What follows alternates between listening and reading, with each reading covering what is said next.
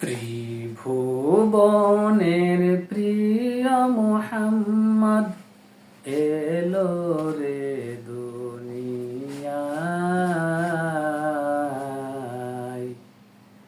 I রে সাগর আকাশ বাতাস দেখবি যদি আয়। আসসালামু আলাইকুম। দিছো তো আমার গানটা নষ্ট করে, কি জন্য? আজকে আমি আপনাকে একটা প্রশ্ন করব।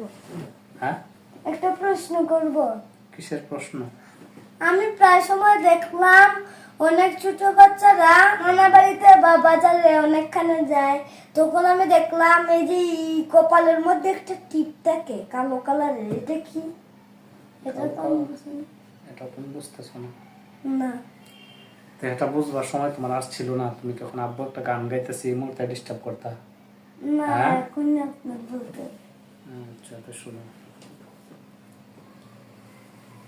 তোমার প্রশ্নটা হচ্ছে এই যে ছোট বাচ্চাদেরকে যখন মা কোথাও নিয়ে যায়, হ্যাঁ, তখন তোমার এই কপালের মধ্যে, অর্থাৎ এই মানে এই সাইডেই দেয় না, হ্যাঁ, এই সাইডে অথবা এই সাইডে একটা কালো টিপ দেয় বড় করে। হ্যাঁ, আসলে এটা প্রাচীন কাল থেকে এটা মায়েরা মনে করে যে এইটুকু যদি দেওয়া হয় তাহলে এই বাচ্চাটার উপর কোনো নজর পড়বে না, কোনো বদ নজর পড়বে না, বুঝছো নি? এটা অনেক মায়েরা মনে করে, এটা আগের যুগ থেকে, অনেক আগে থেকেই এটা একটা মহিলাদের একটা কুসংস্কার, বুঝছো? কথা বোঝাইতে পারছি? অন্ধবিশ্বাস।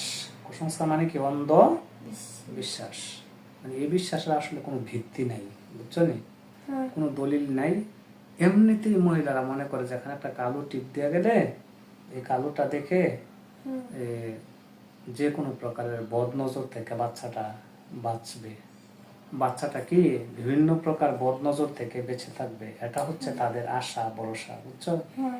কিন্তু আসলে ইসলাম কি বলে? ইসলামে আর কোনো ভিত্তি নেই, বুঝছো? মানুষ এমনি এমনি এটা করে আসছে, এটা কোনো দলিল সম্মত না, কোনো কোরআনেও নাই, হাদিসেও নাই, ঠিক আছে? এটা মানুষের বানানো। আচ্ছা, এটার পরিবর্তে ইসলামে কোনো আছে? হ্যাঁ, অবশ্যই আছে। কি?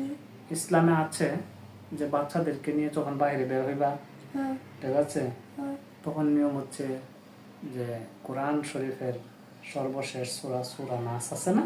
হ্যাঁ, সূরা নাস, তারপর সূরা ফালাক, ঠিক আছে, এগুলি পরে ফুক দিবা, বুঝে আসছে? এগুলি পরে যখন ফুক দিয়ে নেওয়া হবে, এরপরে আরো আছে আয়াতুল কুরসি, বুঝছো? আয়াতুল কুরসি পাঠ করে যদি ফুক দেওয়া হয় বাচ্চার উপরে, তারপর যেখানে ইচ্ছা সেখানে নিয়ে যাও, আল্লাহর হাওলা, ইনশাআল্লাহ কোনো সমস্যা হবে না। এটা বলে ইসলাম, ঠিক আছে? ইসলাম বলে এটা, আর আমরা তা না করে আমরা কি করে জানি না, বাচ্চাদের এখানে কি করে কালো করে একটা টিপ দেই, ঠিক আছে, যা কোরআন এবং হাদিসের বিরোধী, ঠিক আছে? তাহলে আজকে কি আমরা টিআইটিভির পক্ষ থেকে মানুষকে জানাই দিতে পারি না, যারা এরকম করে তারা যেন এরকম না করে? তাহলে বন্ধুরা, আজকে আমার ছেলে আমাকে যে প্রশ্নটা করেছে, এই প্রশ্নটার উত্তর আসলে আমরা পেয়েছি। আসলে এই যে আমরা একটা টিপসই লাগায়া বাচ্চাদেরকে এখানে সেখানে নিয়ে যাই আর মনে করি অনেক ধরনের বালা মুসিবত থেকে বেঁচে থাকবে, এটা আসলে একটা ভুয়া কুসংস্কার। আর এই অন্ধবিশ্বাস আমরা আদিমকাল থেকে করে আসতেছি। আসলে এগুলো ছাড়া দরকার, কারণ এগুলো কোরআন হাদিস সম্মত না।